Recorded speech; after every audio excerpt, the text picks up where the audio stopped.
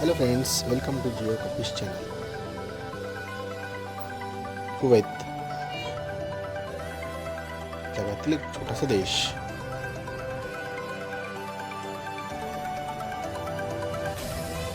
या देशाची लोकसंख्या फक्त 55 लाख. तरीही हा देश अतिशय श्रीमंत. त्याचे कारण येथील नैसर्गिक साधन.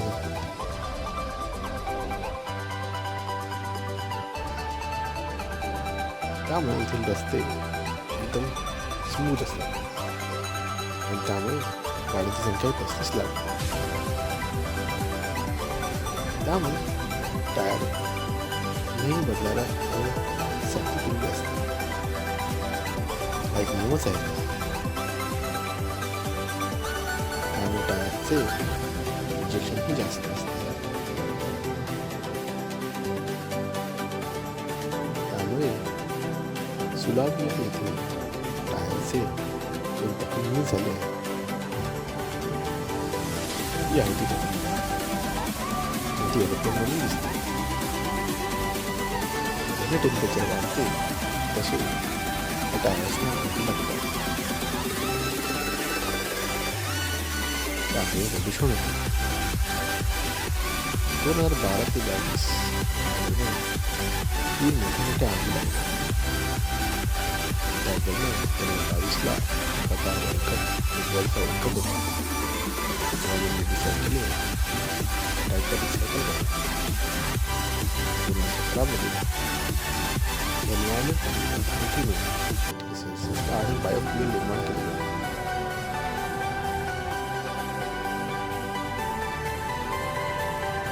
काही टायरचा वापर इतर कार उद्योगामध्ये वापर केला गेला आणि ते रियूज केले. काही टायरचा वापर खेळणी बनवण्यासाठी, रस्ते निर्मितीसाठी अशा वेगळ्या टायरांसाठी केला गेला आणि त्यामुळे ते रिसायकल केले.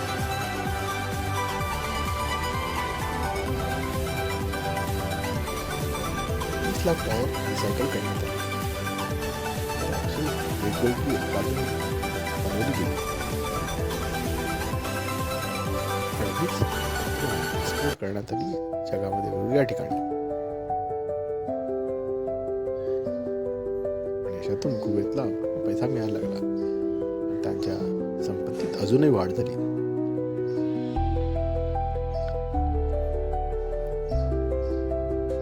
तेथील दफनभूमीचे रूपांतर तिथे एक 35,000 घरांची हाऊसिंग प्रोजेक्ट निर्माण करण्यात आला.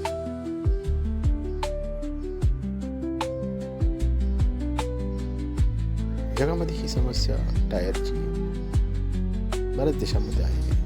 त्यात अमेरिका, ग्रेट ब्रिटन आणि चायना हे अग्रेसर आहेत. अशा टायरच्या वेस्टमध्ये डास आणि उंदीर यांची पैदास होते. हे टायर जाळल्याने फ्लेम जो निर्माण होतो तो अतिशय डेंजरस आहे. आपण कुवेतच्या एक्झाम्पलपासून शिकले पाहिजे.